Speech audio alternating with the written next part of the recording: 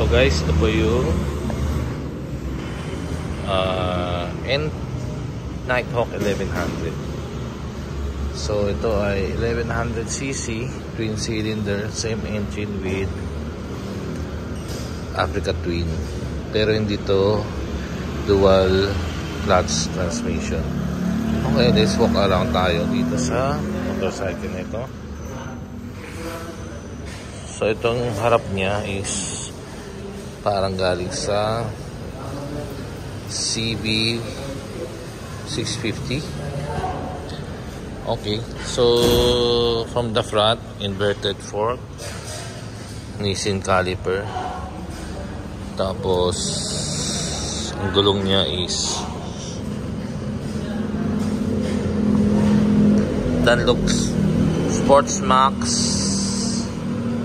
size 17.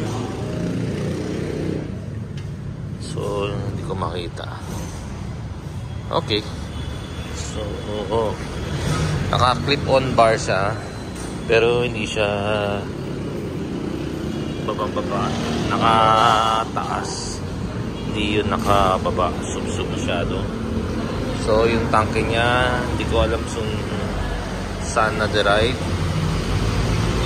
Yan po yung likod, passenger, foot peg,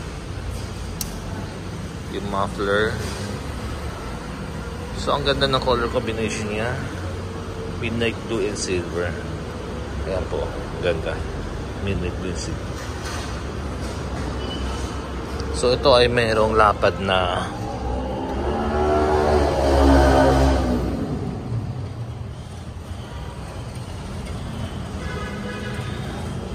180. Pero ang lapad sa 180 to. Ayan po yung taillight niya. So kakaiba naman yung side mirror niya is na dito, para cafe racer.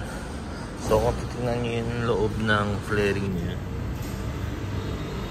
kung mapapansin nyo is magaspang. Fiberglass to, parang hinulma sa fiberglass, hindi sa plastic resin. And ito yung gauge niya. So merong mode. Ang gauge niya may sports, standard, rain, and user. 4 na mode.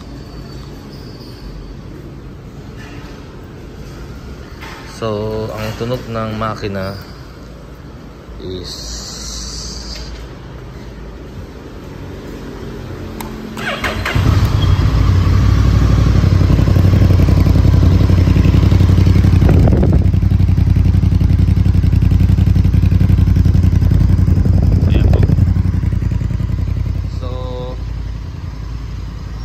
takbo pa lang nito is 85 kilometers.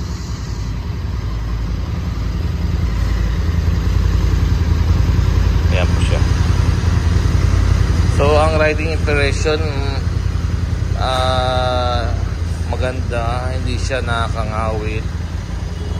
Meron siyang malambot ng clutch.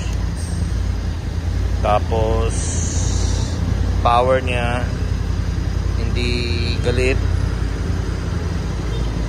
And